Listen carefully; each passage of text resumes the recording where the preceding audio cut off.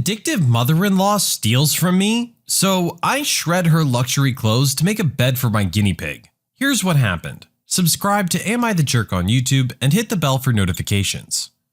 I literally found out about this yesterday, and I'm still laughing at my mom's pettiness. My parents have just finished up an incredibly messy divorce. Due to my dad having several mental illnesses that he refuses to get treated for, stealing marital money, being emotionally and financially abusive, cheating, and a plethora of other things. For as bad as he is, his parents, specifically his mother, are worse. The garbage my paternal grandmother has put my mom through could be its own post, or its own novel to be honest, but let me try to provide some context. We're Indian, but my grandparents immigrated to America after marriage and had my sister and I in the USA. My grandma kicked my mom out of the apartment after my mom gave birth to me, threw her passport in her face, and told her to GTFO and go back to India since she thinks she's so smart and independent. Grandma denies it ever happening now. Last year when my grandparents visited, they stole a lot of valuable stuff from the house to make sure it wouldn't go to my mom in the divorce. They also got their green cards so they could officially move here and left behind suitcases full of their clothes. My father and his parents have lived to make my mom miserable for 23 years, and she's finally gotten free. Once the house sells, we can officially go no contact with that whole side of the family. However, we can't do that until the house sells. Now, here comes the pettiness. My mom was cleaning the house for another house showing when she found my grandparents' suitcases full of clothes. She took all of my grandmother's petticoats and tore them up, and we now use them as bedding for my 2 guinea pigs. Anyone who has had guinea pigs know that while they're adorable, they are stinky and love to poop and pee wherever they feel like it. I know it's a tiny revenge, but it makes me so happy to know that my piggies are following amongst that witch's torn petticoats. And when she finally comes back here, she won't have anything to wear. This feels like a nice, very small piece of revenge for all the crap she had to put up with. It's not nearly balancing the scales, but you know what? It helps them feel a little bit better. And I can't blame them for that. It is kind of funny. Absolutely nothing held against her in this one. My boss refuses to listen to my advice and ends up spending over $1,000 on a mechanic. Just for some context, I'm a new supervisor in property maintenance, and the riding lawnmower we have has often broken down. A lot of these problems are from years of not doing preventative maintenance on it, which is something I've started doing recently in order to have the machine working better, for longer, and cutting down on time and mechanics costs. I've been spending almost all my free time researching this mower, so I know what's going wrong when something is wrong, and will be able to tell the difference between a 30-minute $40 repair I can do or a 3-day $600 repair the mechanic needs to do. A few weeks ago, while I was in the middle of starting a maintenance log on the mower, my boss sees me and asks, "Is that thing broken again?" To which I reply, "No, I'm just trying to make sure that it doesn't break down again." This is when he lets me know that what he thinks I'm doing is a waste of time and money because our biggest expense is labor. So he no longer wants me to work on the mower, and instead wants me to take it to the mechanic across the city that charges $110 an hour for labor. The next week, of course, the mower breaks down again. I tell my boss that I think the problem is likely the air filter, and he just tells me to take it to the mechanic. Me and my whole crew spend 45 minutes driving across the city to the mechanic, drop off the mower, and sure enough, they had to replace the air filter, and it took them an entire day. They also told me that they'd looked the whole thing over and found no other issues, and charged us a few $100s. 2 days after getting the mower back from the mechanic, and it began having issues again. I knew it wasn't the air filter, but the fuel filter looked extremely dirty. Once again, I told my boss, and he told me, "Take it to the mechanic." Back we go. I tell the mechanics that the fuel filter looks bad and describe the issues I'm having. They say it's probably the fuel pump module, so they replace that and don't touch the fuel filters. This is another 3 hours of labor they charge us, plus parts, and the problem still isn't fixed. We get the mower back from them, and once again, it breaks down on someone's front lawn. I call the mechanic, he acts confused, then asks us to bring it back for them to work on it more. This time, they keep it for 3 days. I told them something was wrong with the fuel filter, but they insisted it must be the fuel pump, and took the whole fuel system apart just for them to agree with me that the problem was the filter. Essentially, because my boss insisted that whenever there's a problem with the riding mower, we take it to the mechanic, even if I can fix it, it cost us nearly a full week of lost work, plus $1,000 in mechanics costs, when I could have had it back up and running within 2 hours and for under $100. Your employee has put in a lot of time to try and research this machinery so that they can work on it for you, and you're just going to completely disregard that? You would think that most owners would consider that a valuable asset, but of course our jerk in this story just sees it as a waste of time, and as a result ends up wasting way more money than what they were trying to save. Next time, just give your employee a chance. It would have been well worth it for you. My bank won't let me withdraw all my funds, so I find a cheeky workaround. I moved from Pennsylvania to Michigan a few years ago, and only go home once a year or so. A few years back, I transferred the vast majority of my bank account to Michigan, but they were giving me a hard time about closing the account, so I withdrew all funds except for $1.31. I haven't touched the account since that time, so 2 years later, I get a notice for inactivity stating that I'll be charged $5 if my account remains inactive for 2 years. I spoke with 3 different people on the phone, but they would not let me close out the account without incurring a fee, and since I'm never moving back to that town, I refuse to pay them or add any money to the account. So I have to interact with the account once every 2 years or pay you $5? Fine, give me 1 cent, please. When I was there in person last month, I withdrew 1 penny from the account, so now it's good for another 2 years. The attendant definitely gave me a weird look, but at this rate, my account will remain open for the next 260 years. Honestly, it's probably more of a pain for the bank to keep your account open than to just let you close it. All this over a petty fee. I don't understand. It's your money. You should be able to withdraw it without any issues. They have no right to hold it hostage unless you pay them. That doesn't sound right at all. I'm sure it is, but it shouldn't be. I told my wife it's embarrassing for her to give our daughter's bus driver cookies. My wife is very shy, but enjoys giving, and is all gung-ho about showing appreciation to workers she assumes aren't appreciated or recognized. She tries to pass these beliefs onto our kids. Because she's too silent to show her appreciation, she does it through gifts, usually baked goods. I've been embarrassed about it in the past. Our oldest rode the bus for the first time. My wife was waiting at the stop with our daughter and had her hand the bus driver a bag of homemade cookies. Then, when she picked her up from the stop in the afternoon, she gave a bag to the afternoon driver. I asked why she did that when she could easily have just said thank you and left it at that. She said the bus drivers work really hard having to comfort all the nervous kids and handling the unbehaved ones while driving. They deserve more than a thanks. I remind her that this has embarrassed me in the past, and I think her behaviors are too extreme. I wouldn't want gifts from someone I don't know. She ignored how I felt. I contacted some people in my life to see if I was just the crazy one here, and most of my friends and my mom agree. My wife's way of showing thanks just makes everyone uncomfortable. Am I the jerk? Your wife's just trying to do something nice. I don't see why that's such a big deal. It shouldn't be embarrassing for you at all. You clearly don't want to be involved in this transaction. I'm sure those bus drivers appreciate it more than you could possibly understand. I'm curious to know what this poster does for a living. It sounds like they've never had a job in the service industry or anything like that. Maybe it would do them some good. Get them a little more humble, you know?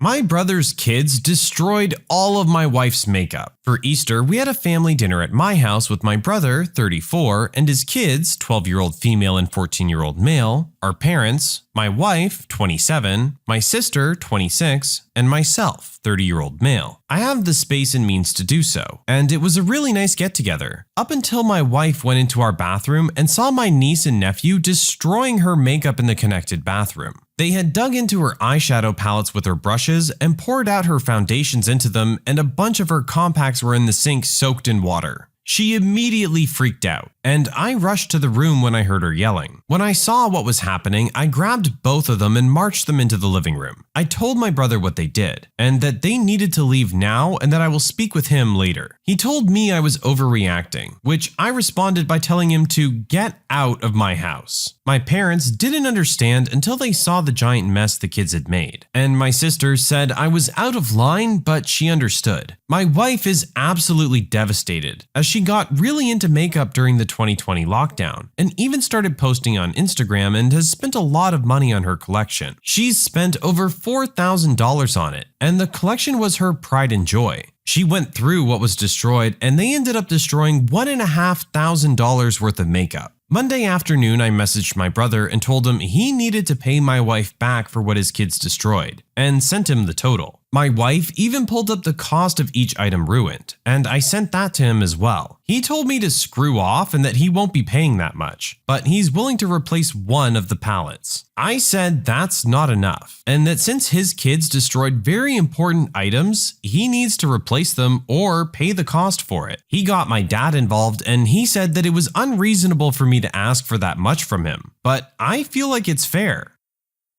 I feel like your brother doesn't really understand the value of what's been taken from you here. I feel like he's maybe writing it off as not a big deal because it was just makeup. But the reality is, there's a scale of how expensive makeup can be. This happened to be very high-end makeup that his kids destroyed, and came to quite a hefty total. If we were to compare this to something like the kids broke the big screen TV in the living room, he would probably feel a lot more obligated to pay for it. Regardless of what the item is, it's the value that's the issue. If it was just a bunch of crummy makeup that totaled up to $50, I'm sure it wouldn't be that big a deal. But it's not the case here. So the brother should absolutely feel responsible for this.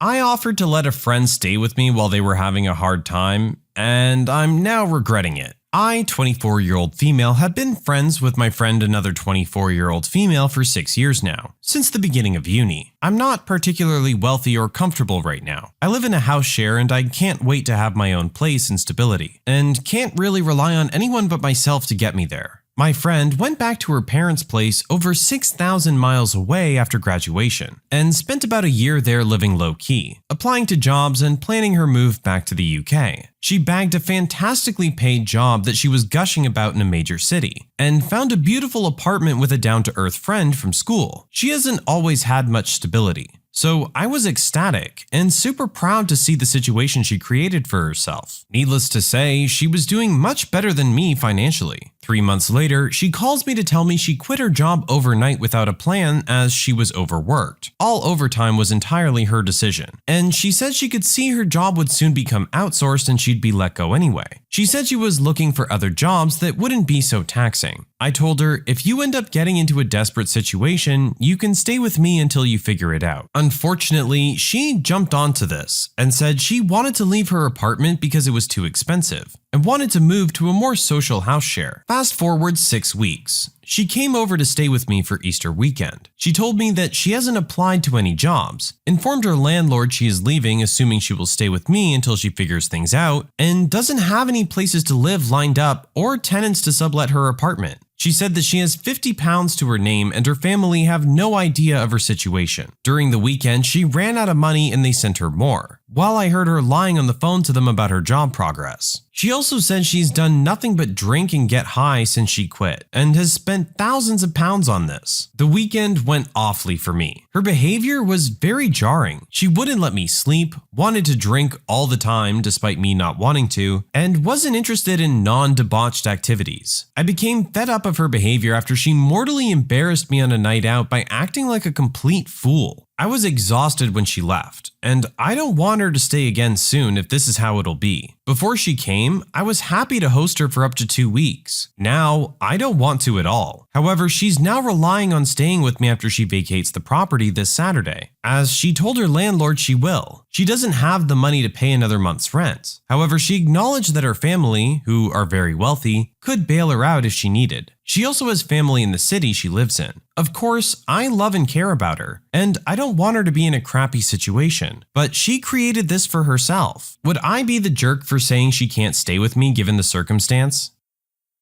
It sounds like our original poster's friend has made a bit of a lifestyle change here. I'm sure that's something that she acknowledges herself. At this point in time, right now, your guys' lives are very different from each other's, and maybe it wouldn't be the best option for her to stay there for any extended amount of time. Also, it doesn't seem like she has any plans on trying to get back on her feet anytime soon, so maybe she should just make that call to her parents. Yes, it's gonna be awkward, but if this is what you're gonna be doing, then it's gonna have to happen. It's not on your friend to financially support you and give you a couch to crash on while you're doing all this stuff. I don't think our poster's the jerk, especially if the friend has another option.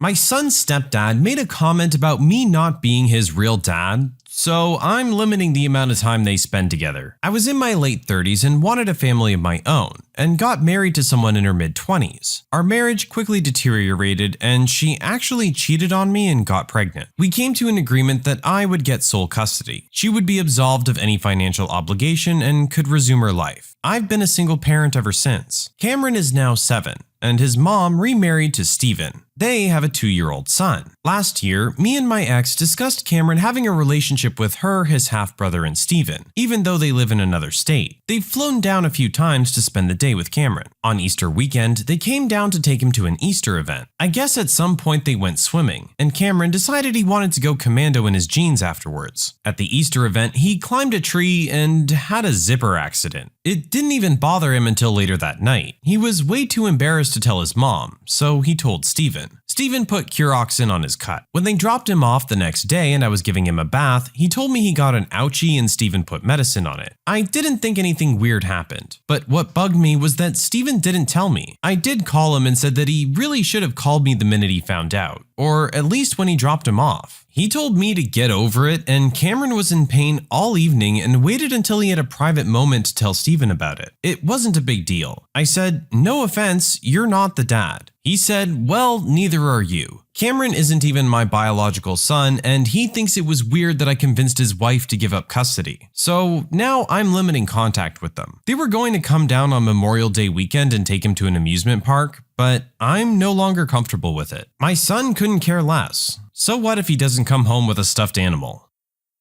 Yeah, that's a pretty jerk comment to make. If stepdad really wants to have this conversation, he should be having it with his wife. She's the one that has agreed to sole custody. She had every opportunity to be a part of her son's life, and is only choosing now to try. How are you going to sit there and judge someone who took in a kid that wasn't even theirs, raised them, and has been a good father to them? You really need to take a step back and look at who's the jerk on this one.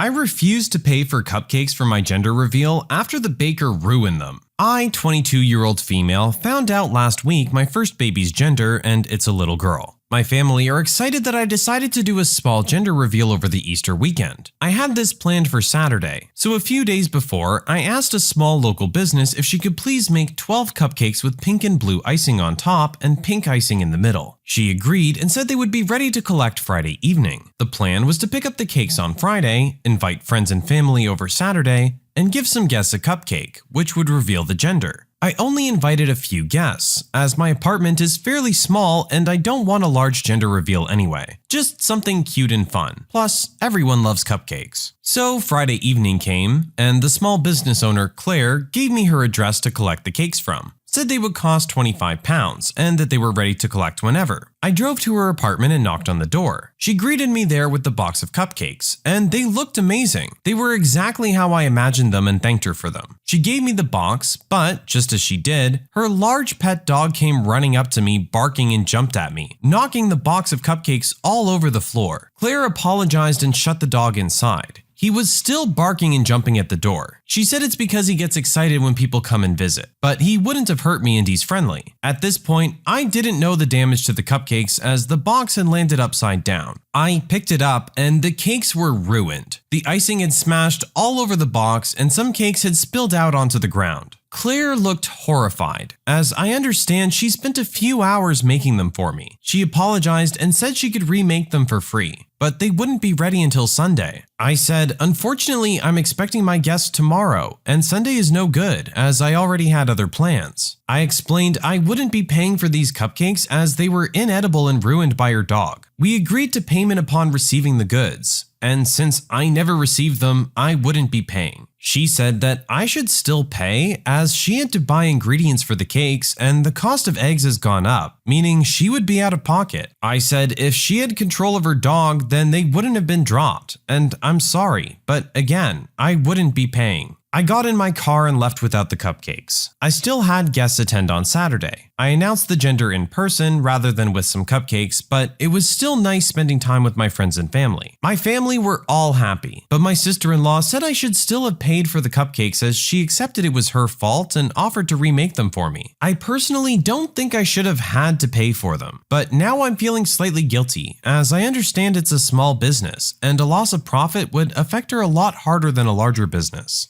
Am I the jerk?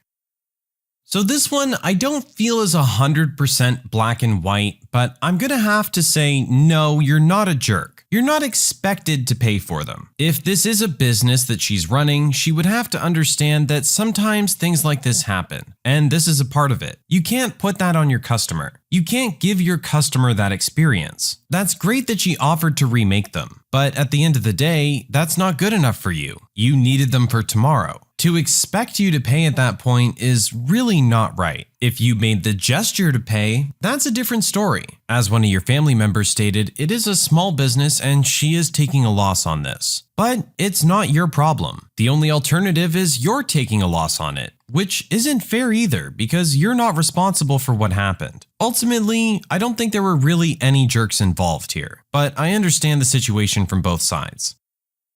When you subscribe, make sure to hit the bell to turn on notifications. Put the playlist on in the background to finish listening to all the stories, linked at the top of the description. And if you like Am I the Jerk, give Am I the Genius a shot, linked in the description as well. Either way, thanks a lot for watching, and we'll see you guys next time.